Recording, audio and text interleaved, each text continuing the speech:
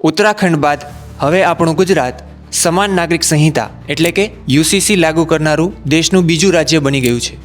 આ નવા કાયદા હેઠળ હવેથી લગ્ન, છૂટાછેડા, વારસાગત મિલકત કે ભરણપોષણના નિયમો કોઈપણ જાતિ કે ધર્મના ભેદભાવ વગર તમામ નાગરિકો માટે એક સરખા લાગુ થશે.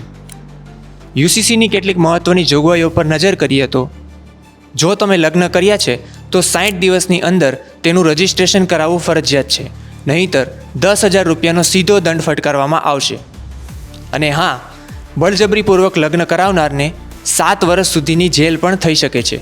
આનાથી વિરુદ્ધ જો તમે છૂટાછેડા લેવાનું વિચારી રહ્યા હોય તો કોર્ટ દ્વારા થયેલા છૂટાછેડા જ હવે માન્ય ગણાશે. જો સમાજ કે કોર્ટની બહાર છૂટાછેડા લીધા તો 3 વર્ષ સુધીની જેલની હવા પણ ખાવી પડી શકે છે.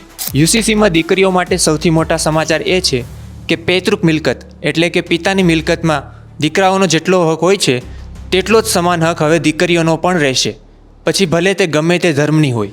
લિવ ઇન રિલેશનશિપમાં રહેતા કપલ્સ માટે પણ અગત્યના સમાચાર એ છે કે હવે 1 મહિનાની અંદર જ તેઓએ ફરજિયાતપણે નોંધણી કરાવવી પડશે, નહીંતર 3 મહિનાની જેલ અને દંડ બંને થઈ શકે છે. જો કે આ સાથે જ યુસીસીમાં લિવ ઇનમાં જન્મેલા બાળકને સંપૂર્ણ કાયદેસરનો દરજ્જો અને અધિકારો મળવાની જોગવાઈ પણ કરવામાં આવી છે. તેમજ 1થી વધુ પત્ની રાખવા પર, પરિણીત હોવા છતાં લિવ ઇનમાં રહેવા પર કે સગીર સાથે સંબંધ બાંધવા પર પણ કડક પ્રતિબંધ મૂકવામાં આવ્યો છે. આ ઉપરાંત મુસ્લિમ સમાજમાં થતા કઝિન મેરેજને કાયદાકીય માન્યતા પણ મળશે. જો કે આની સાથે જ નિકાહ, હલાલા જેવી મહિલાઓનું શોષણ કરતી કુપ્રથાઓ પણ સંપૂર્ણપણે બંધ થઈ જશે.